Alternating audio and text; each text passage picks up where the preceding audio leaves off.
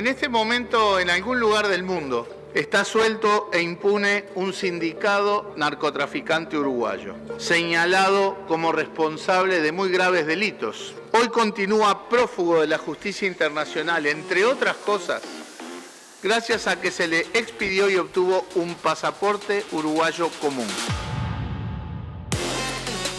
¿Cómo nosotros le podemos dar un pasaporte a una persona que estaba presa en el exterior? Presa. Que esta persona estaba presa, es decir, con antecedentes en el exterior en ese momento. Que se mande al frente Maciel, vos perdés el celular. Yo fui la única política de este gobierno que renunció y se fue para su casa.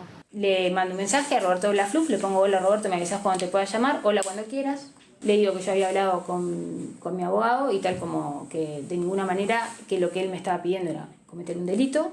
Él me dice que eso no lo puede resolver él, que va a hacer una llamada al presidente, y me dice: presenta todo como está. Lo único que te voy a pedir es que vuelvas a entregar el protocolo. ¿Por qué tengo que entregar de vuelta el protocolo? Y él me dice: porque no está más, porque lo decido. No se le mintió al Parlamento, se le aportó toda la información al Parlamento, se le aportó por voluntad propia las comunicaciones entre la subsecretaria y el subsecretario del Interior, que no tendría por qué haberlo hecho, porque el gobierno no tiene ningún problema, porque actuamos honestamente.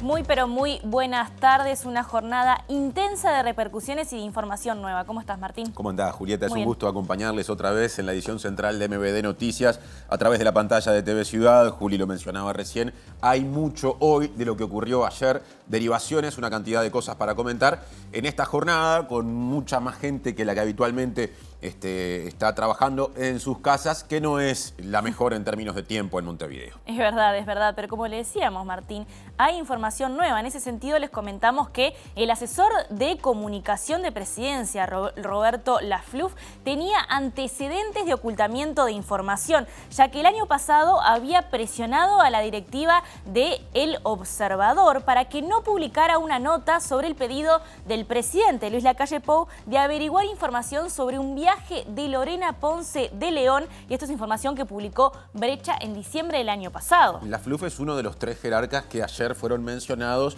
en la declaración ante Fiscalía de la ex vicecanciller Carolina H. Aseguró justamente H que Lafluf le pidió borrar conversaciones con el subsecretario del Ministerio del Interior, Guillermo Maciel, en las que se alertaba acerca de la peligrosidad del narcotraficante Sebastián Marcet, y que aparte Lafluf, lo escuchamos hace un ratito en la preportada, le confirmó que había destruido un documento fundamental para esa investigación. Así es, Martín, y tenemos más información. Esto no es lo único que sucedió. Aquí están los titulares del día jueves.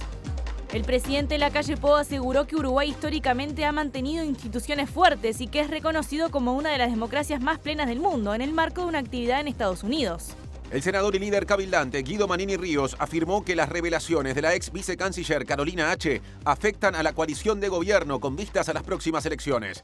El doctor en Ciencias Sociales y docente de la Universidad de la República, Gabriel Tenenbaum, sostiene que el caso Marcet dejó en evidencia una red de protección al crimen organizado de la que participan actores políticos. El Frente Amplio presentará la próxima semana un nuevo proyecto de ley para reconocer los créditos laborales de las y los extrabajadores médicos y no médicos de Casa de Galicia. El Frente Amplio evalúa convocar las autoridades de ACE a la Comisión de Salud de Diputados por la situación sanitaria en la colonia Bernardo Chepare. Entienden que la respuesta fue tardía. La escritora uruguaya Ida Vitale cumple 100 años y hoy se presenta el libro Palabra por Palabra, El mundo se hace mundo. Mañana habrá un especial de TV Ciudad a las 22 horas. A menos de 3 semanas del balotaje en Argentina, en el que se elegirá el próximo presidente, las encuestas muestran poco margen de diferencia en la intención de voto de los candidatos Sergio Massa y Javier Milei. Israel continúa avanzando en la franja de Gaza, atacando la capital. Las muertes palestinas causadas por el ejército israelí luego del ataque de Hamas el 7 de octubre superan las 9.000.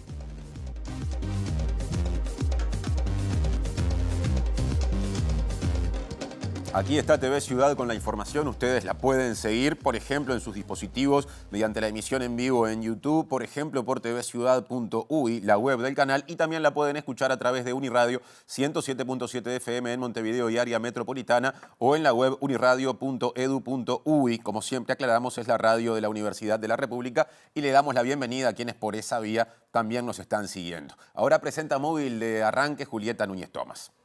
Así es, Martín, y como los decíamos, hay repercusiones sobre lo que sucede en la interna y también afueras de este escándalo vinculado justamente a la institucionalidad del gobierno. Y por la zona del Parque Rodó se encuentra nuestro compañero, el periodista Martín Duarte, que nos va a adelantar algunas de estas repercusiones. Adelante, Martín. Julieta, Martín, buenas noches. Sí, repercusiones políticas que ha tenido este hecho. De hecho, desde la oposición, desde el Frente Amplio, catalogan este hecho puntualmente como de crisis institucional, la mayor desde la restauración democrática. Y vamos a tener la mirada, en este caso, de un politólogo como Gabriel de la Coste, a propósito de este tema. También, extraoficialmente, el próximo sábado habría un consejo de ministros citado por el propio presidente de la República para estar abordando este tema. ¿Qué consecuencias políticas puede traer este hecho? Lo estaremos hablando y profundizando en un ratito. Algunas repercusiones. El senador frente amplista Charles Carrera cuestionó la designación como canciller temporal de Diego Escuder. Además, el diputado colorado Felipe Schipani dijo que su sector espera por las explicaciones que dé a la vuelta de su viaje a Estados Unidos el presidente de la República, Luis Lacalle Pou. Y el senador y líder cabildante, Guido Manini Ríos, manifestó dudas con respecto a lo que pudo saber o no saber el presidente de la República. Quiero explicaciones del propio presidente, porque indudablemente que el asesor en imagen y en publicidad de presidencia que actúa en el mismo piso 11 que el presidente, para mí, o sea, sin tener mayor información, no pudo haber actuado por motus propios. Nosotros vamos a guardar el día sábado, que el presidente se dirija al país, que el presidente venga al Uruguay y tome decisiones para ver cómo seguimos, ¿no? Realmente es grave que hoy tomemos conocimiento que quién va a ser el futuro canciller estuvo en la reunión donde se empezaron a armar los estratagemas, las mentiras para la sociedad en su conjunto. Y comenzamos, Martín, con el desarrollo informativo, justamente con lo último que mencionaba el senador Carrera, porque Diego Escuder, quien se venía desempeñando como director general de Secretaría del Ministerio de Relaciones Exteriores, fue designado temporalmente como ministro luego de la renuncia del ex canciller Francisco Bustillo. Según la versión que dio en Fiscalía la ex vicecanciller Carolina H., Escuder participó de una reunión el año pasado con distintas jerarquías de más de un ministerio, en la que se acordó no mencionar ante el Parlamento la existencia de un diálogo entre H. y el subsecretario del Ministerio del Interior, Guillermo Maciel, acerca de la peligrosidad de Sebastián Marcet cuando faltaba poco tiempo para una interpelación promovida por el Frente Amplio. La renuncia del ahora exministro de Relaciones Exteriores, Francisco Bustillo, se dio luego de la divulgación de los audios con Carolina H., que daban cuenta de un intento de ocultar información ante la Fiscalía en la indagatoria por el otorgamiento del pasaporte al narcotraficante Sebastián Marcet. En la carta de renuncia, Bustillo dijo que esos audios fueron presentados en forma descontextualizada y que H. obró de mala fe. Además, argumentó que su renuncia le permitiría al gobierno ganar tiempo para enfrentar las posibles consecuencias de la difusión de esos chats. Esta tarde, la vicepresidenta de la República, Beatriz Argimón, en calidad de presidenta interina, designó temporalmente como ministro a Diego Escuder, mientras que Nicolás Albertoni continuará como subsecretario del Ministerio de Relaciones Exteriores. Escuder fue mencionado por H. en su declaración en la Fiscalía como una de las personas participantes de una reunión en la que se habló de ocultar audios al Parlamento, realizada en una dependencia del Ministerio del Interior ubicada en El Prado, durante los días previos a la interpelación promovida por el Frente Amplio sobre el proceso de entrega del pasaporte a Marcet. En ese llamado a sala, comparecieron ante el Parlamento las autoridades de los Ministerios del Interior y de Relaciones Exteriores. Obviamente las interpelaciones se preparan, hubo una reunión para preparar esa interpelación. ¿Dónde fue esa reunión? Esa reunión fue en la casona del Prado del Ministerio del Interior. ¿Y quiénes participaron? Estaban presentes las autoridades del Ministerio del Interior, estaban presentes... ¿Qué autoridades del Ministerio del Interior? Sí, necesitamos los nombres y los cargos. ministro, ¿Sí? subsecretario, director general de Secretaría. ¿Quién es el director general de Secretaría? El director general en ese momento no era Calabria. Puede ser, ¿sí? Era Calabria. Calabria. Después estaba el asesor de presidencia, Roberto Lafluf, el asesor en comunicación. El ministro Bustillo. Estaba yo. Estaba el director general de Secretaría, Diego Escudar. Estaba el asesor de comunicaciones de Cancillería, el director de prensa, Horacio Abadí. Estaba el jefe de gabinete, López Fabregat. Concretamente, ¿se conversó de ocultar el tenor de esos mensajes para bajarle el perfil a esa interpelación? Se conversó de que esos WhatsApps no mencionarlos. Los WhatsApps estaban arriba de la mesa. Los tenía impresos el subsecretario Maciel y estaban arriba de la mesa. ¿Todos sabían de esos mensajes? Todos sabían de esos mensajes. Además, yo esos mensajes se los había enviado previamente al ministro. Y precisamente Diego Escudar, recién mencionado por Acho, mencionado ayer en este audio que hoy repasamos y que fue designado hoy temporalmente canciller de la República, es licenciado y magíster en Relaciones Internacionales y participó del equipo asesor del presidente Luis Lacalle Pou durante la campaña electoral de 2019. Pertenece al sector aire fresco del Partido Nacional, que es el liderado por el actual mandatario y es docente universitario. En la web de Cancillería se hace un raconto de la experiencia laboral del ministro temporal de Relaciones Exteriores y se informa que ha sido coordinador de la licenciatura en Relaciones Internacionales, del grupo docente de Política Internacional y de la maestría en Derecho Internacional de la Universidad de la República y también profesor grado 4 de Derecho Internacional. Además de su vínculo con la UDELAR, menciona su tarea docente en la Universidad Católica del Uruguay y en la Universidad de la Empresa. El sitio oficial de Cancillería también da cuenta de que Escudar integró tribunales de ascenso e ingreso al servicio diplomático del Ministerio de Relaciones Exteriores y que se desempeñó como jefe de Recursos Humanos del Parlamento del Mercosur y como asesor parlamentario en asuntos internacionales. Se informa además que es miembro del Instituto de Derecho Internacional Público. Ingresó a la Cancillería como director general de Secretaría el 1 de marzo de 2020 y por ende fue parte de la presentación pública del gabinete hecha luego de la victoria electoral del presidente Luis Lacalle Pou. Antes de ello, Escudar asesoró en materia de relaciones internacionales a Lacalle Pou durante la campaña electoral de 2019. En aquel momento, entrevistado en Radio Mundo, cuestionó la política exterior del último gobierno frente amplista por entender que estaba sometida a los vaivenes y vetos generados por la interna del partido de gobierno y defendió los consensos multipartidarios centrados en la defensa del interés nacional. Y vamos con más.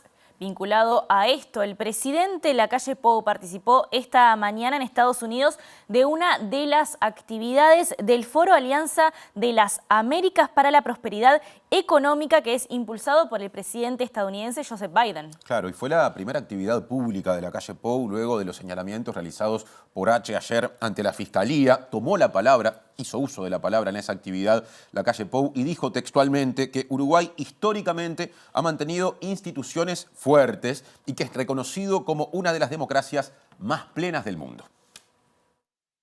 En las Naciones Unidas, el otro día, cuando me tocó hablar, dije que Uruguay paga el pecado de hacer las cosas bien. ¿Y qué quiere decir esto? Que Uruguay históricamente ha mantenido instituciones fuertes, está en una de las democracias más plenas del mundo. Podría hablar de datos económicos, pero no los quiero aburrir. Ahora, cuando te está yendo bien, ¿qué te pasa? Y te sacan del sistema generalizado de preferencia, te sacan de algunos organismos por el tema de cooperación, y uno se pregunta, ¿y vale la pena hacer las cosas bien?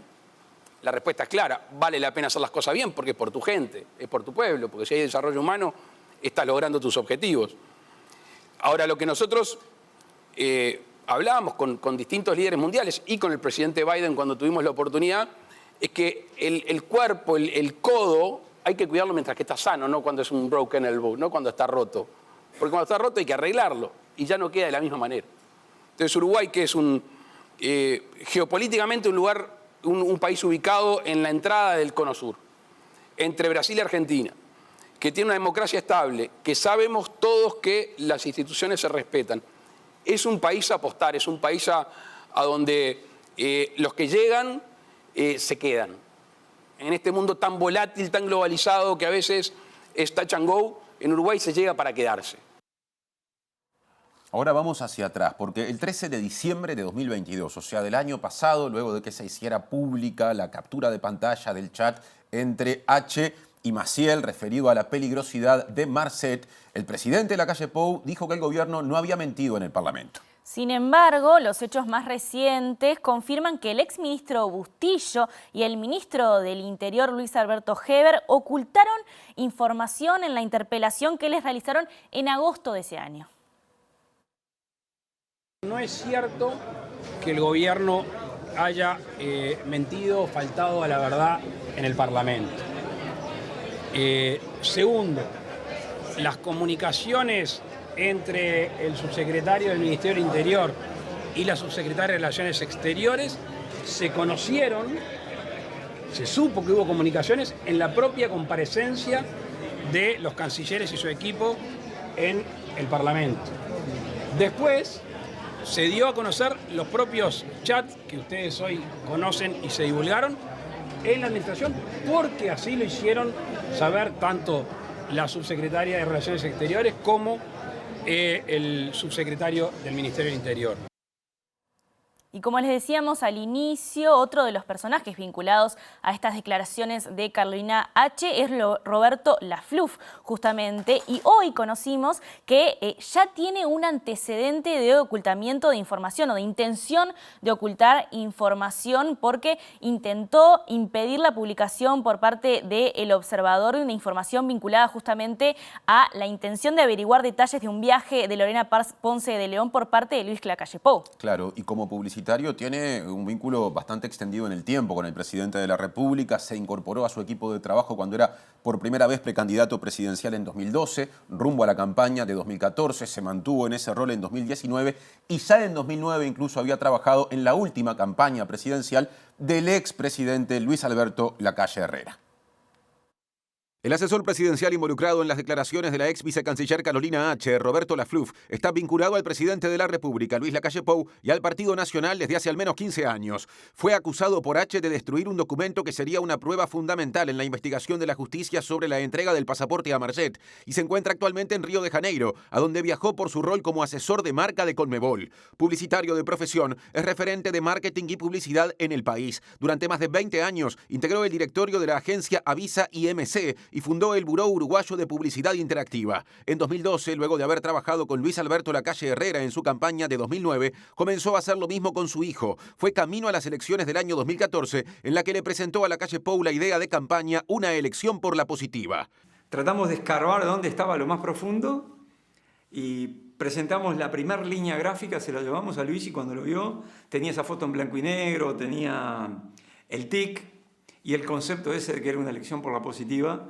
Y bueno, y fue como encontrarse a sí mismo, ¿no? Él quedó sorprendido, nunca se imaginó que iba a verse reflejado de esa manera, pero él mismo lo ha dicho, que se sintió totalmente identificado. Lo mismo sucedió en la campaña de 2019 y en marzo de 2020 Lacalle Pou designó a Lafluf como asesor de presidencia y comunicación del gobierno por el periodo 2020-2025. Desde entonces integra lo que se conoce como Mesa Chica del Presidente, su círculo íntimo en el Poder Ejecutivo, conformado por el secretario de la Presidencia Álvaro Delgado, el prosecretario Rodrigo Ferrés, Juan Seré y Nicolás Martínez. Además, según publicó Brecha en diciembre de 2022, Lafluf ya tiene un antecedente de intentar ocultar información. Había presionado a la directiva del Observador para que no publicara una nota sobre el pedido de Lacalle Pou de averiguar información sobre un viaje de su expareja, Lorena Ponce de León. La última información conocida con respecto al pedido de eliminación de información del celular de H por parte de Lafluf es que, según publicó el periodista Eduardo Preve, Lacalle Pou estuvo presente en la reunión en la que se realizó ese pedido en el piso 11 de la Torre Ejecutiva.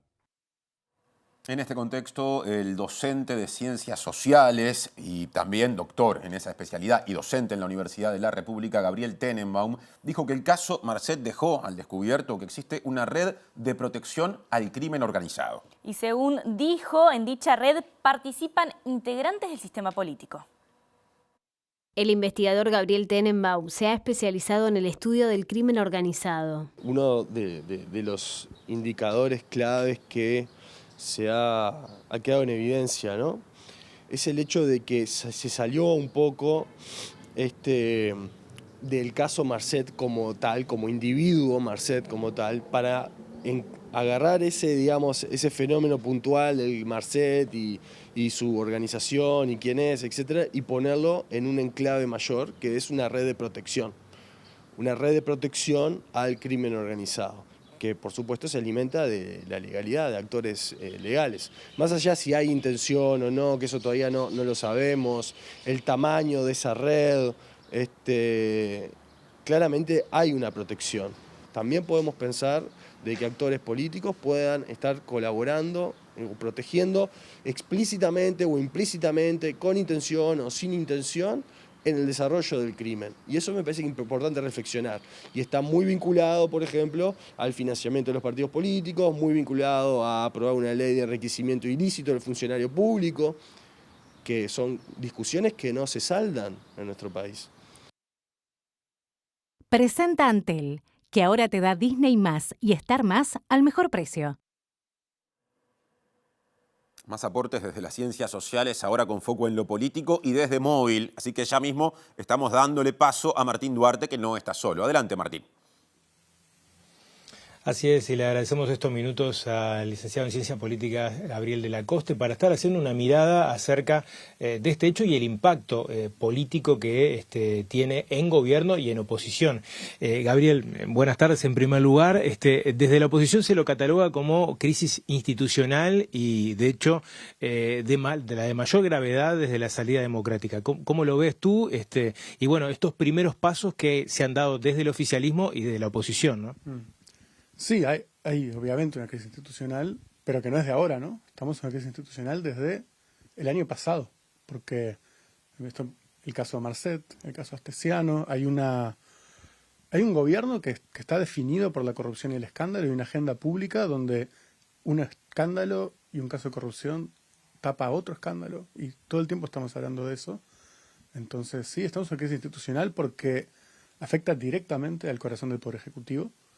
Y los poderes del Estado están teniendo que lidiar con un poder ejecutivo que está con una relación tensa con la ley de forma sostenida, ¿no? Este hecho justamente ocurre cuando el presidente está fuera del país. De hecho, la primer señal que se da en la jornada de ayer fue la presentación de renuncia por parte de Bustillo. ¿Cómo crees que ha dado estos primeros pasos el gobierno, el Poder Ejecutivo y en particular el presidente, a la cual la oposición le reclama acciones concretas e incluso que acortara su viaje en los Estados Unidos? Bueno, que el presidente esté presente en el país sería muy importante, obviamente. Yo no sé a esta altura qué podría hacer, porque estamos hablando de, si nos retrotraemos al inicio de esta crisis, ¿no? Su guardaespaldas preso, ahora su jefe de comunicación implicado, acusado de una acción delictiva. Es un gobierno que tiene director de cárcel, con problemas con la justicia, que tuvo dos subdirectores de policía. Se sigue destapando algo que es muy grande y donde el presidente, yo a esta altura no sé qué es lo que tiene que hacer. Creo que en todo caso son otros los actores que tienen que hacer cosas. ¿Por ejemplo? Y bueno, creo que el Parlamento tiene que tener un rol muy importante en una situación así. Desde la responsabilidad de los ministros hasta la responsabilidad del propio presidente tienen que ser exigidas institucionalmente porque, bueno, ya hay un gobierno que puso al país en una situación que él mismo no veo cómo puede resolver, salvo, bueno, de alguna forma muy amplia, con cambios muy grandes, pero parece haber un problema estructural con el gobierno. ¿Qué lugar ocupa la justicia en este caso también? Porque de hecho hubo una interpelación de por medio y hubo, como se señala incluso desde la oposición, una confabulación para mentir en el Parlamento y creo que eso es lo que le detalla también de gravedad el hecho, ¿no? Cuando el Parlamento tiene la tarea de justamente de estar cuidando los pasos del Ejecutivo, ¿no? Exacto. La justicia está actuando y tiene sus tiempos. ¿Ves? Criticable, es opinable. Yo no tengo suficientes elementos para evaluar eso. Pero en un esquema institucional como el uruguayo, el control del Ejecutivo lo hace el Legislativo. Y entonces, independientemente de que haya cosas que tienen que ver con el derecho penal, con la justicia, hay cosas que corresponden al Parlamento. Y acá el análisis político de las mayorías, de los partidos, de los acuerdos, no tiene que hacer olvidar que el Parlamento como institución tiene la responsabilidad de hacer el Ejecutivo rendir cuentas a los ministros y al presidente. Y creo que ahí hay que ver qué pasa con la coalición, hay que ver qué pasa con el propio Partido Nacional y hay que ver qué pasa con la oposición. Pero creo que cuando el problema está en el corazón del Poder Ejecutivo, excede a lo que puede hacer la justicia. No se puede reducir a las responsabilidades penales de individuos, sino que es un problema político en su conjunto que tiene que ser resuelto políticamente. Vos hablás de la coalición, ¿cómo impacta este hecho en el futuro también de la coalición? En la jornada de hoy, el líder de Cabildo Abierto, Manini Ríos, señala o dejó en suspicacia que tiene que haber responsabilidades más arriba, que el propio presidente como jefe está de alguna forma por omisión o participación involucrado. Desde el Partido Colorado se fue más cauto, esperando las reacciones al regreso del presidente. Es difícil saber. Ya estamos prácticamente en periodo electoral. Los diferentes actores de la coalición ya expresaron que les interesa mantener la coalición para el próximo periodo electoral. Entonces sería raro que la coalición... Pese a la sumatoria de estos hechos. Digo que lo expresaron en el pasado. ¿Qué pasa en el futuro? Yo no lo sé. Pero bueno, es una situación delicada para ellos porque están atados entre sí por la propia lógica electoral y por los propios planes que tienen de futuro. No sé cómo lo van a resolver. Evidentemente esto produce tensión. No hay que olvidarse que el presidente hizo salir a Irene Moreira hace no mucho tiempo por hechos mucho menores. El hecho de que haya sido H la que presenta de alguna forma también la denuncia y este tema genera quizás también un ruido en la propia interna del Partido Colorado. Bueno, claro, es que es un problema que estalla a la coalición en su conjunto y que va a ser muy difícil para ellos gestionarlo porque además no tienen ningún espacio orgánico donde hacerlo. El presidente va manejando cada situación y yo no sé cómo lo van a hacer. Es una situación muy delicada donde el Partido Nacional como actor dominante ha jugado un papel muy central, pero ahora tienen que encontrar alguna forma de lidiar con esto y para mí lo que es claro es que la estrategia de control de daños, aislamiento de la figura del presidente respecto de los escándalos, barullo, salir a la ofensiva, atacar a la oposición, yo no veo cómo puede contrarrestar algo tan grande como esto. La última, estamos a menos de un año de las elecciones, de hecho ya están los precandidatos en plena campaña, si se quiere, más allá de que lo afirmen o no. ¿Cómo impacta esto en materia electoral, ¿no? Para el oficialismo y para la oposición? Bueno, yo creo que lo primero que impacta es en cómo la campaña va a estar enmarcada, ¿no? Este es un gobierno que está definido por la corrupción. Entonces, va a haber una campaña electoral donde la corrupción va a ser uno de los grandes temas. La corrupción, el escándalo y la forma como se gestiona. Y eso no era obvio que iba a pasar. Entonces va a haber una campaña que se va a hablar mucho de economía, se va a hablar de seguridad social, se va a hablar de seguridad, pero la corrupción va a ser un tema muy, muy grande porque justamente la coalición va a tener que decirle a la sociedad, va a tener que dar explicaciones de esto de alguna manera. Después, sobre cómo aumenta o disminuye las chances, es de sentido común decir que esto es muy malo para el oficialismo. Pero bueno, eso es simplemente sentido común. Gabriel, muchas gracias por estos minutos, por el análisis. Era el licenciado en Ciencias Políticas, Gabriel de la Coste, dando una mirada desde las ciencias sociales, en este caso, cerca de lo que fue el hecho de la jornada de ayer, esta denuncia de la vicecanciller y en particular, las repercusiones que viene teniendo el hecho. Presentó Antel, que ahora te da Disney+ y Star+ al mejor precio. Continuamos con las repercusiones, Martín. El senador y líder de Cabildo Abierto, Guido Manini Ríos, dijo que lo ocurrido es muy grave y que se deben asumir responsabilidades. Sí, también dijo que debe renunciar, además de Bustillo, el ministro del Interior, Luis Alberto Heber, y está esperando Manini, eso declaró, que dé explicaciones el presidente Lacalle Pou. Yo al menos me eduqué en una institución donde el superior siempre es responsable, sepa o no sepa, por acción o por omisión, siempre es responsable. En este caso hay responsabilidades claras y esto no puede terminar en el decapite de un funcionario de segundo orden. Acá ¿hay posibilidad de juicio político debido a que hay un asesor del presidente involucrado? Mire, a mí me falta mucha información para decirle eso. Yo primero quiero escuchar. El canciller dijo ayer que lo dijo al renunciar, que después de comparecer ante la justicia en el día de mañana va a hacer sus descargos. Yo soy de la idea de que siempre hay que escuchar al acusado, siempre hay que escucharlo. Bueno, vamos a escucharlo al canciller a ver cuáles son sus descargos, pero aparte quiero explicaciones del propio presidente, porque indudablemente que el asesor en imagen y en publicidad de presidencia, que actúa en el mismo piso 11 que el presidente, para mí, o sea, sin tener mayor información, no pudo haber actuado por motus propio, no pudo haber actuado por cuenta propia. De ser cierto todo lo que dijo ayer la señora H en la Fiscalía. ¿Le va a reclamar las renuncias al presidente de la República? Nosotros vamos, espero no tener que llegar a reclamar nada, espero que en las próximas horas se den los pasos al costado que hay que dar.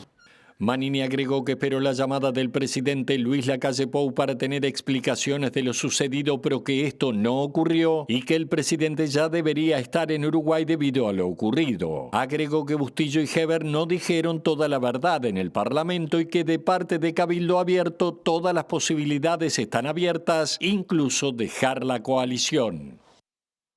Y desde el sector Colorado Ciudadanos se dijo que también se esperan las explicaciones del presidente Lacalle Pou. Y será cuando esto suceda que fijarán posición pública de esta agrupación colorada que calificó los hechos como lamentables sucesos de manifiesta gravedad. Lo primero que tenemos para decir es que bueno, estamos ante denuncias graves que formuló en el día de ayer la ex subsecretaria en la Fiscalía, que involucran a actores importantes y relevantes del gobierno.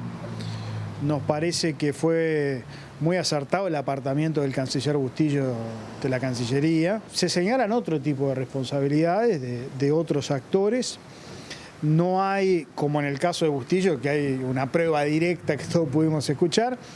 Y en ese sentido lo que nosotros evaluamos en Ciudadanos es que el presidente de la República tiene que expresarse en torno al tema. El presidente de la República, por estas horas, en Estados Unidos, donde está haciendo una misión importante para el país, estará valorando todas estas situaciones y nosotros vamos a aguardar el día sábado que el presidente se dirija al país, que el presidente venga al Uruguay y tome decisiones para ver cómo seguimos, ¿no? Pero entendemos que es una situación grave y es una circunstancia, bueno, en donde hay que tomar decisiones para preservar al país en primer lugar y su imagen, para preservar al gobierno y para preservar también a la coalición que todos nosotros integramos. Y según el diputado del Partido Independiente, Iván Posada, el intento de ocultar información por parte de integrantes del gobierno es un hecho grave. De todos modos, Posada cree que la institucionalidad no corre riesgo y entregó aparte o aportó una definición positiva de Escuder, quien fue designado temporalmente como canciller. El hecho nuevo, de lo cual no estábamos enterados, obviamente, es que hubo un intento de ocultar una comunicación entre el subsecretario del Ministerio del Interior y la subsecretaria del Ministerio de Relaciones Exteriores que, digamos, mostraba claramente el conocimiento que en el Poder Ejecutivo se tenía de la situación de un pedido por parte de un narcotraficante de un pasaporte. No sabemos por qué, por ejemplo, la subsecretaria de Relaciones Exteriores se reunió en aquella oportunidad con el abogado, el doctor Balbi, abogado de este narcotraficante. Por supuesto, esperamos que vuelva el presidente de la República, que está en una gestión, yo creo, realmente muy importante para nuestro país, y eventualmente conocer si hay otro tipo de determinaciones. Sobre la designación temporal de Diego Escuder como canciller, Posada dijo: Lo conozco a Diego desde hace mucho tiempo, es un estudioso de todos los temas de las relaciones internacionales, tiene un magíster, creo, en esa especialidad. Es realmente una persona en la cual tenemos confianza y sabemos que se va a desempeñar, digamos, en consonancia con las responsabilidades que le ha conferido el presidente de la República. En cambio, el senador frente amplista Charles Carrera ve con otros ojos, digamos, cuestiona la designación de Scudder como canciller de forma temporal porque, según lo que declaró H ante la Fiscalía, Scudder participó de esa reunión en la que se acordó no mencionar en el Parlamento durante una doble interpelación lo que se sabía con respecto a la peligrosidad de Marcet. Y en esta misma declaración, Carrera reclamó que el presidente haga remociones de las cúpulas que participaron en estas acciones. El presidente de la República tiene que dar explicaciones razonables y lo que también decimos es que esto no se resuelve con renuncias. El presidente de la República se tiene que hacer cargo y tiene que remover a las autoridades. Nosotros no vimos con buenos ojos, es decir, la renuncia resuelve, pero ¿quién tiene acá? Acá tenía que haber existido una acción del ministro removiendo a Bustillo. No vemos con buenos ojos que Diego Scudder sea el nuevo ministro de Relaciones Exteriores. Acá la canciller denunció que se hizo una reunión en una repartición del Ministerio del Interior, la Casona del Prado, que es una repartición del Ministerio del Interior, donde se acordó ir a mentir al Parlamento Nacional, ir a mentir en definitiva a toda la ciudadanía en su conjunto. Allí participaron los directores generales, que eran Luis Calabria, por el Ministerio del Interior eran Heber, Maciel, Luis Calabria, por Cancillería, Bustillo, H y Scudder. Realmente es grave que hoy tomemos conocimiento que quien va a ser el futuro canciller estuvo en la reunión donde se empezaron a armar los estratagemas, las mentiras para la sociedad en su conjunto. El país ha retrocedido 20 años en lucha contra el narcotráfico en esta administración. El Uruguay ha pasado de ser un país de tránsito y consumo, un país de tránsito, consumo y acopio. Eso genera más violencia y estamos en un estado de defensión. Otra opinión dentro de la oposición también, Martín. El senador Mario Vergara lamentó que el presidente Luis Lacalle Pou no haya vuelto inmediatamente luego de la crisis institucional desatada. También pidió lo que definió como señal política, refiriéndose a que debe ser el presidente Lacalle Pou quien destituya a las cúpulas ministeriales cuestionadas. El presidente debió haber venido inmediatamente porque estamos en una situación institucionalmente seria, que es una herida institucional. Nosotros veníamos advirtiendo el deterioro institucional cuando se dio la entrega del puerto, el caso mismo de Marcet, el caso de Astesiano, de Penades, etcétera. Pero esto es un escalón mayor. Acá hablamos de que ha habido una confabulación de cúpulas ministeriales con el principal asesor del presidente de la República para destruir información, ocultar información y mentirle al Parlamento, mentirle a la justicia y mentirle a la ciudadanía. Sentimos que había una señal para dar de que la situación era grave y eso ameritaba el retorno anticipado del presidente. Estamos hablando de que desde la propia torre ejecutiva se los convoca a una reunión para confabular y generar un marco de mentiras. Pero no es mentira cualquiera. Que el Poder Ejecutivo vaya a mentir al Parlamento es un tema institucional. Más que las renuncias a esta altura, lo que planteábamos era la necesidad de que fuera el presidente el que destituyera a las dos cúpulas ministeriales. Y hoy es día de Usina de Percepción Ciudadana, la columna de Juan Ignacio Dorrego que semanalmente tenemos en MBD Noticias. Este tema que venimos desarrollando ha generado preocupación por muchas cuestiones. Por ejemplo, por cómo se afecta a las instituciones. De eso, de las instituciones en general, no exactamente o solamente de las de gobierno, hablará Juani a partir de las opiniones ciudadanas justamente. ¿Cómo andás, Juani? Hola Martín, ¿cómo estás? Buenas noches también a quienes nos siguen desde sus casas. Efectivamente, como lo mencionabas, hoy traemos para compartir algunos datos que hemos ido recogiendo en consultas con la Usina de Percepción Ciudadana, en el panel que habitualmente consultamos, sobre algunos actores que entendemos hacen a esto de la democracia, ¿verdad? Un sistema democrático necesita algunas instituciones fuertes y dentro de estas instituciones o actores claves entendemos los medios de comunicación, una prensa independiente, libre, también quienes nos gobiernan, un sistema político consolidado, fuerte, estable y por supuesto un sistema de justicia independiente. Sobre esto les estuvimos consultando al panel de la Usina de Percepción Ciudadana y si te parece compartimos los datos. Muy bien, primero medios de comunicación. Comenzamos con los medios de comunicación. Tenemos un 57% de las opiniones que, bueno, dicen tener poca confianza o ninguna confianza en los medios de comunicación de nuestro país. Es un dato, sin lugar a dudas, alarmante, ¿verdad? Por otro lado, un 36% dice tener algo de confianza en los medios de comunicación y un 7% dice tener mucha confianza. A la luz de los hechos y ante los, los actos de notorio conocimiento, bien se sabe que la prensa ha jugado un rol determinante en estos acontecimientos y por eso nos parecía relevante también traer estos datos y ponerlos a consideración de la opinión pública. La confianza que tenemos en los medios también habilita este tipo de discusiones, ¿verdad? Claro, o sea que de alguna manera si uno, en el caso de medios de comunicación, antes de avanzar a lo que sigue, si uno clasifica por un lado mucha confianza y algo de confianza y por otro poca o ninguna, en este caso predominan las visiones negativas. ¿El saldo tiende a ser negativo o es negativo? Sí, el saldo es negativo, pero algo que es importante aclarar.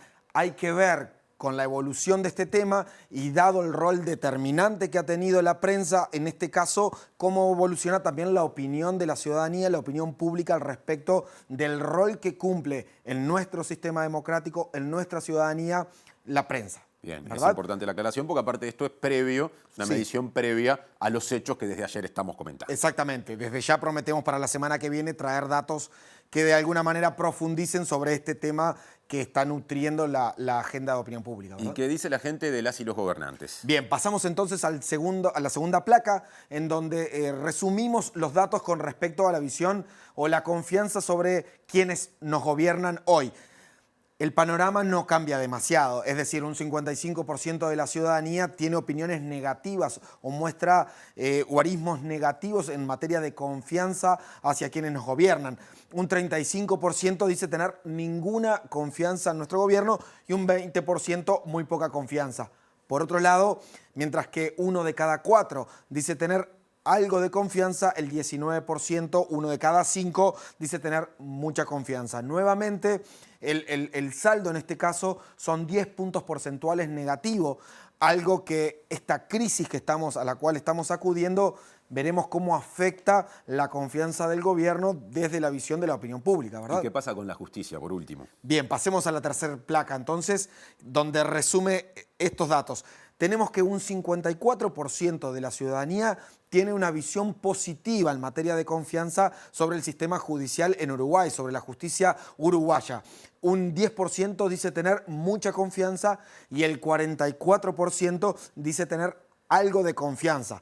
Por el contrario, las opiniones negativas en su conjunto son menor, lo cual deja un saldo positivo para la justicia en nuestro país, algo que no deja de ser importante que la ciudadanía en su mayoría mantenga y sostenga la confianza en un actor que entendemos va a ser determinante en este caso de ahora al más también, ¿verdad? Claro, o sea que de las 3 mediciones o de las 3 evaluaciones presentadas, la única que termina con saldo positivo en términos de confianza, de las que hoy repasaste, es la de la justicia. Hasta los recientes hechos políticos tenemos una prensa, medios de comunicación con un saldo negativo en materia de confianza, lo mismo para quienes nos gobiernan, que sostienen un saldo negativo en su confianza, y la justicia tiene un saldo a favor en materia de confianza por la ciudadanía. Bueno, muchas gracias, Juani, y te esperamos. Ya dejaste planteado tema para la semana que viene, así que te esperaremos por acá. Nos vemos la semana que viene con más información para compartir. Seguimos adelante haciendo MBD Noticias. Ya sigue Julieta.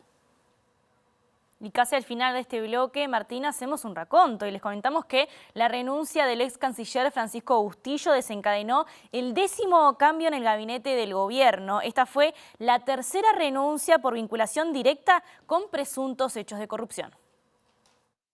Antes que Francisco Bustillo por su vinculación con la trama Marcet, otros 2 ministerios sufrieron cambios al trascender hechos de apariencia delictiva. El 5 de mayo de este año y a pedido del propio presidente, la ministra de Vivienda, Irene Moreira, dimitió por la entrega irregular de casas a militantes de Cabildo Abierto, mientras que en agosto del 2021, Germán Cardoso renunció a Turismo tras ser denunciado por maniobras irregulares con publicidad. El primero en bajarse en julio del 2020 fue el colorado Ernesto Talvi, que dejó Cancillería por discrepar con la política exterior definida por Presidencia, siendo reemplazado por Bustillo, único cambio que no respetó la cuota partidaria acordada por la coalición multicolor. El segundo relevo del quinquenio había sido en mayo del 2021, cuando Lacalle Pou relevó a Pablo Bartol del Mides y lo reemplazó por Martín Lema. Ese mismo mes, y por el fallecimiento de Jorge Larrañaga, se dieron el tercer y el cuarto cambio. Luis Alberto Heber pasó al Ministerio del Interior desde Transporte y Obras Públicas, que fue ocupado por José Luis Falero. Los restantes cambios correspondieron a los colorados Carlos María Uriarte y Adrián Peña, que dejaron Ganadería en 2021 y Ambiente en 2023 respectivamente, mientras que en Salud Pública asumió la cabildante Karina Rando en lugar de Daniel Salinas, también en marzo de ese año.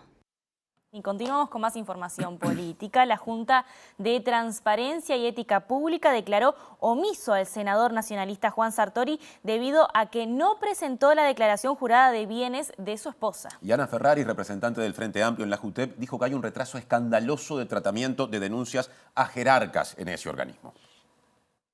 Ayer se aprobó la resolución que lo declara omiso.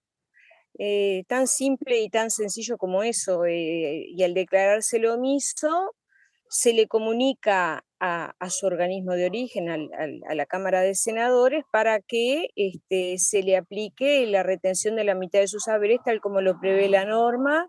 Nosotros no tenemos ningún elemento como para afirmar que haya un enriquecimiento ilícito. Ferraris señala que no es el único caso de jerarcas omisos en la entrega de información patrimonial, pero ninguno del nivel y exposición mediática como la de Sartori. La directora de JUTEP dijo que hay un problema serio en el tratamiento de las declaraciones juradas y denuncias presentadas después de 2020 sobre las que aún el organismo no se pronunció. Han habido casos que se les ha intimado y que han cumplido con la obligación de presentar la información. Por supuesto que se está analizando permanentemente las declaraciones juradas. No te olvides que desde 2022 no se abren declaraciones juradas en la JUTEP y por lo tanto no se han podido publicar muchísimas. Entonces también tenemos un retraso en la información. Tenemos denuncias de 2020, de 2021 que no han sido abordadas. Muchas de ellas incluso que ya tienen todos los elementos documentales, informes letrados, todo están en condiciones de resolverse y sin embargo no se tratan. Y cambiamos de tema, ahora les comentamos que el Frente Amplio retiró el proyecto de ley para reconocer los créditos laborales de las y los extrabajadores médicos y no médicos de Casa de Galicia y presentó uno nuevo. La diputada Lucía Echeverri dijo que la nueva iniciativa garantiza que el personal de la ex mutualista cobre lo que se establece en la ley de creación del Fondo de Garantía de Créditos Laborales en el ámbito del BPS. Y este proyecto, que es una modificación al proyecto que envió el Poder Ejecutivo, porque no reconoce la totalidad de la deuda que tiene el gobierno con estos trabajadores, y por eso se modifica en el Senado, y recoge los montos que están en la ley 19.690 del 2018, que tuvo esa mediación. Hoy ingresó a la Comisión de Legislación del Trabajo y fue votado 4-7, es decir, votado y aprobado por mayoría. Lo cierto es que allí también se dejó planteado la posibilidad de que ingresara como grave y urgente en el plenario, que es parte de lo que establece la reglamentación.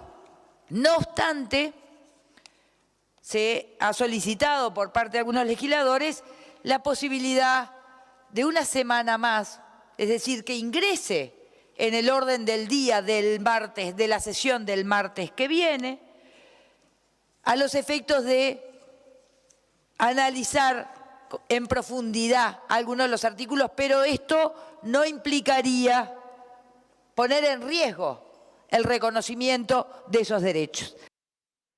Hoy es el día de un cumpleaños muy especial. ¿Por qué? Nos cuenta desde el segundo móvil de esta jornada Juan Aldecoa, que aparece en la edición central de hoy de MVD Noticias. ¿Cómo anda, Juan?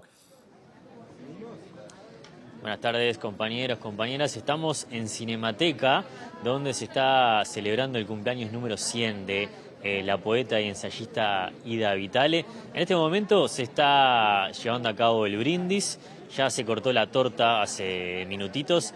Ida estuvo leyendo algunos de sus textos. También hubo música en vivo en la sala principal de Cinemateca en la Ciudad Vieja de Montevideo, donde también se está presentando un libro homenaje que editó Estuario, y por ello le agradecemos a Martín Fernández, el director de la editorial, que nos da unos minutitos y que está también con mucha cosa adentro, entrecortando la torta, también con el brindis. Te agradecemos, Martín, por estar con nosotros un rato. Te quería consultar acerca de este libro homenaje que se llama Palabra por Palabra, Un mundo se hace un mundo. ¿Cómo había nacido el deseo o la necesidad de editarlo? Bueno, Palabra por Palabra, El mundo se hace mundo, emula la edición que la Universidad de Alcalá de Henares publica año a año con los premios Cervantes.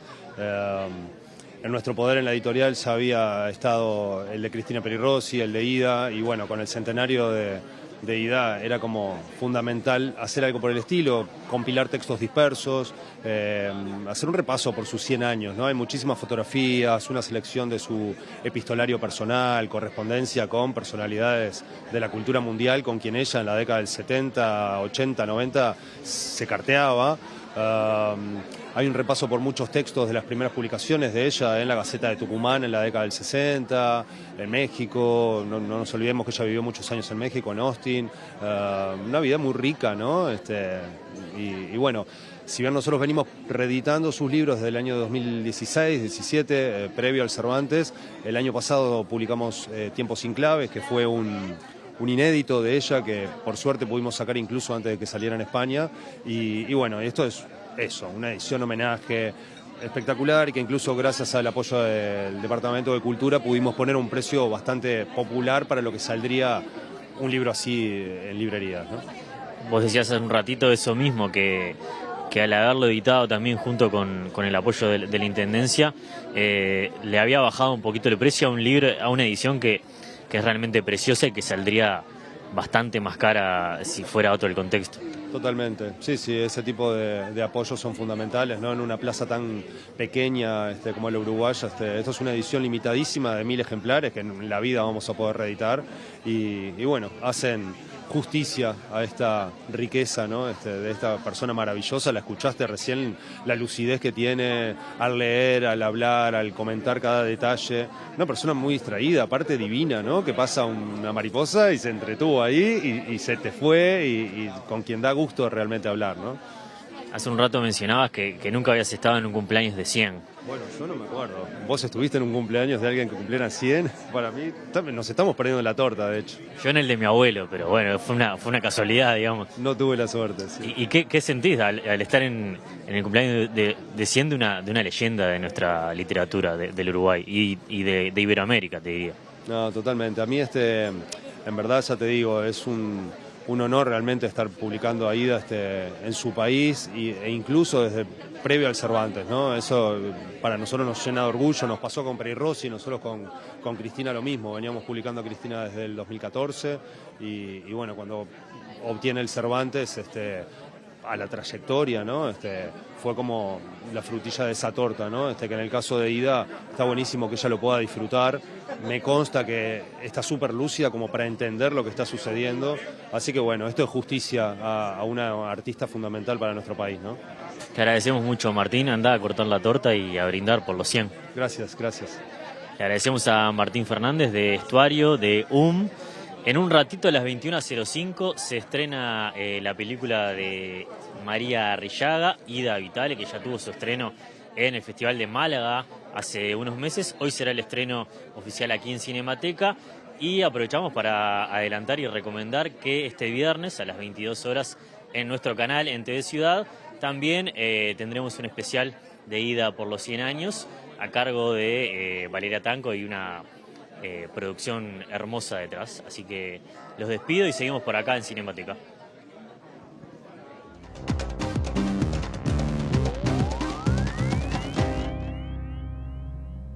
Y como todos los jueves recibimos al economista Germán de Agosto, vamos a estar hablando en esta columna de economía de exportaciones, algo fundamental para nuestro país y que es necesario actualizar. ¿Cómo estás, Germán? ¿Cómo andas, Juli? ¿Todo bien? Muy bien, muy contenta de estar acá.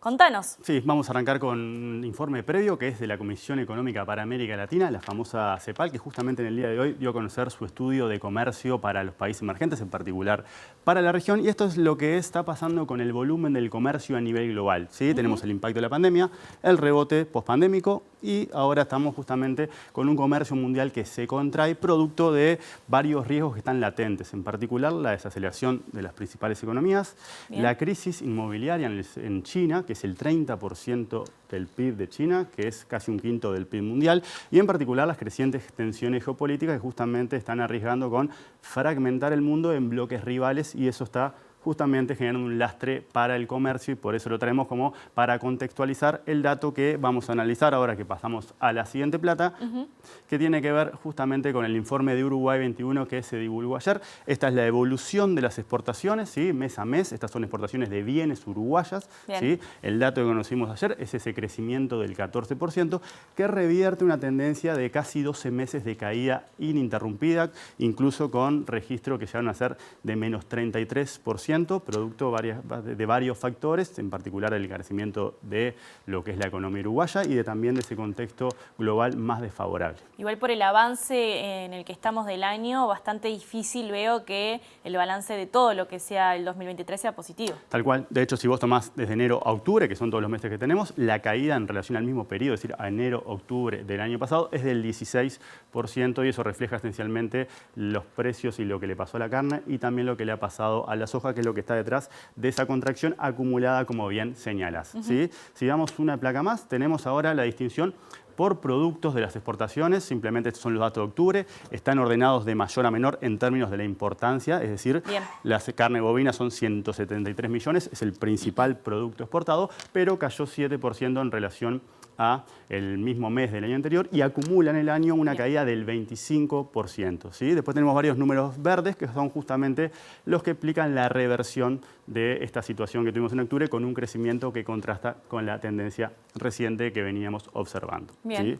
Si ahora vamos una plaquita más hacia adelante, lo que vamos a ver es hacia dónde vendemos las cosas que vendemos. ¿Sí? Y acá tenemos el ranking. Brasil en los últimos meses se ha desplazado a China como principal socio comercial en materia de bienes, ¿sí? Fíjate, acá nos damos cuenta que son bienes porque la participación de Argentina es muy pequeñita. Claro. ¿Sí? Argentina es nuestro principal socio comercial en materia de servicios, en especial turismo, pero en bienes tiene poquita participación, ¿sí? Claro.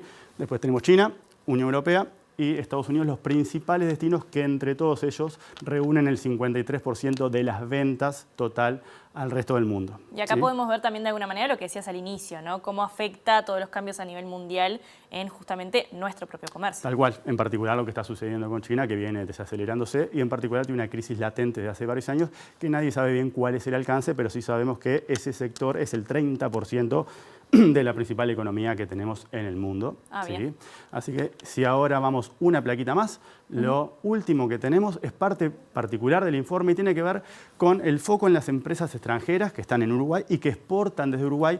Y ahora lo que estamos mirando, Juli, es la importancia que tienen en términos del empleo. ¿Sí? Acá estamos poniendo el foco sobre las principales firmas extranjeras que son responsables de casi el 70% de los que exporta el país. ¿Sí? Son generadoras de más de 28.000 puestos de trabajo. Ese es el total que después tenemos desagregado. ¿Sí? La mayoría tiene que ver con empresas que son de Argentina, de Brasil o de Estados Unidos. Y en particular los sectores más importantes donde están estas empresas son los frigoríficos, el sector farmacéutico y los plásticos. Y de hecho, si ves, ahí lo que tenemos es número de puestos de trabajo. Los frigoríficos, principalmente de origen brasilero, explican casi el 30% de los empleos que generan el núcleo extranjero del sector exportador.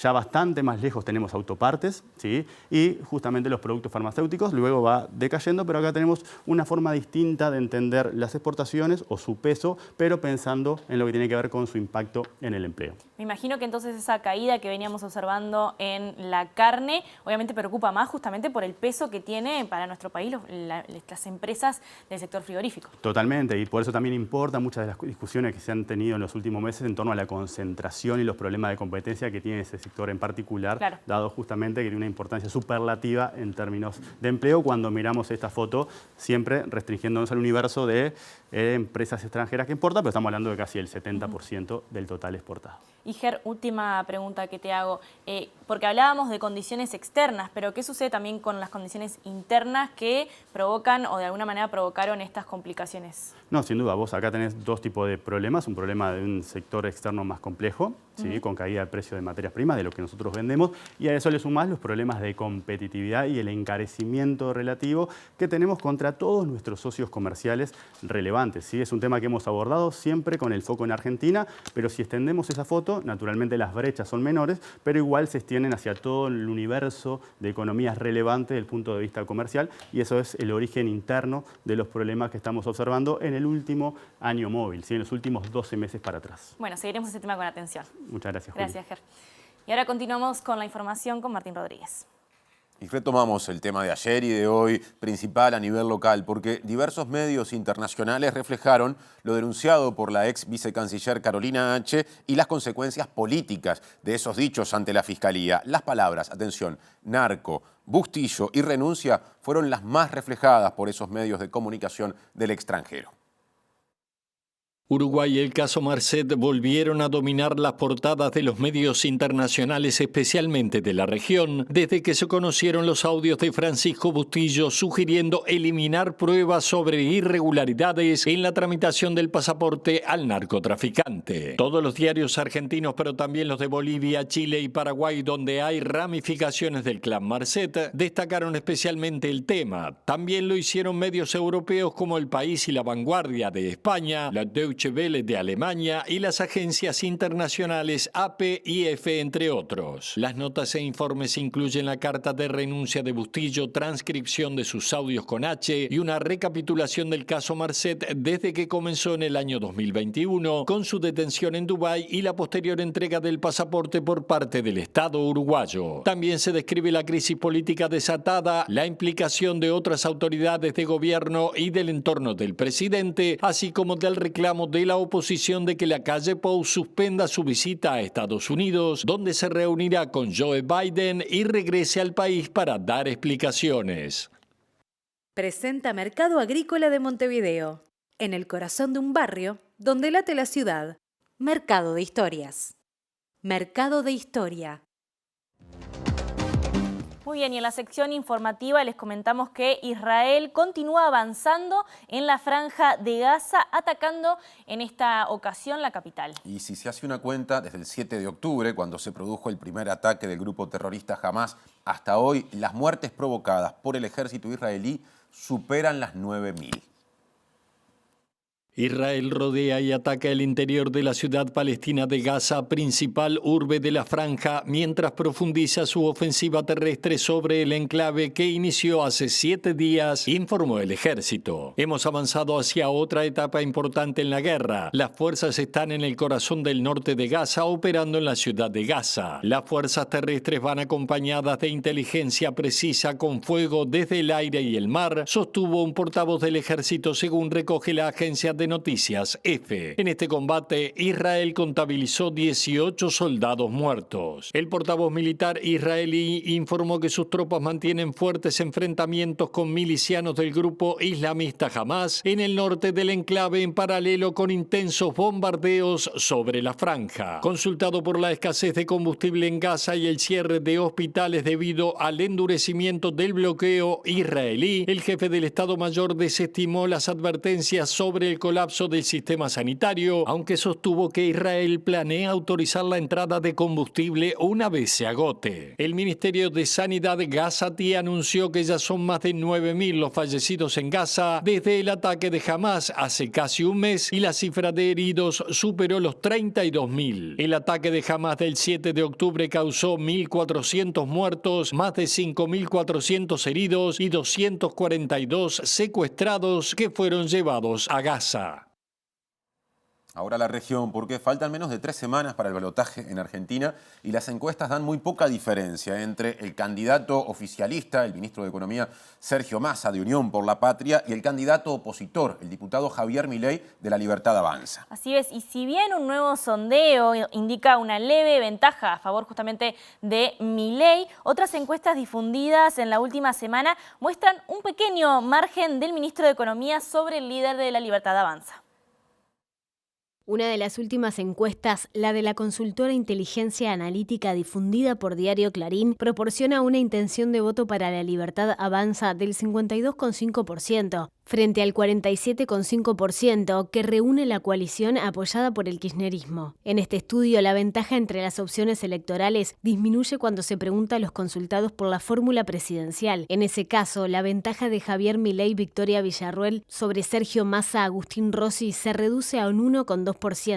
50,6% frente a 49,4%. Sin embargo, otros sondeos publicados esta semana muestran una ligera ventaja del actual ministro de Economía sobre el candidato ultraderechista. Es el caso del elaborado por Subán Córdoba y difundido por El Observador, que da una leve ventaja a Massa, cuya fórmula tiene una intención de voto del 45,4% frente a un 43,1% de Milei Villarruel. Otra encuesta de CB Consultora señala un empate técnico entre ambos candidatos en un escenario sin indecisos, con el 50,7% para Milei y el 49,3% para el ministro de Economía. Proyección y Analogías presenta mediciones favorables al candidato de Unión por la Patria, con alrededor del 43% de intención de voto sobre el 34% del líder de La Libertad Avanza. Los candidatos participarán de un nuevo debate televisado el próximo domingo 12 de noviembre en la Facultad de Derecho de la Universidad de Buenos Aires. Las elecciones se realizarán el 19 de noviembre.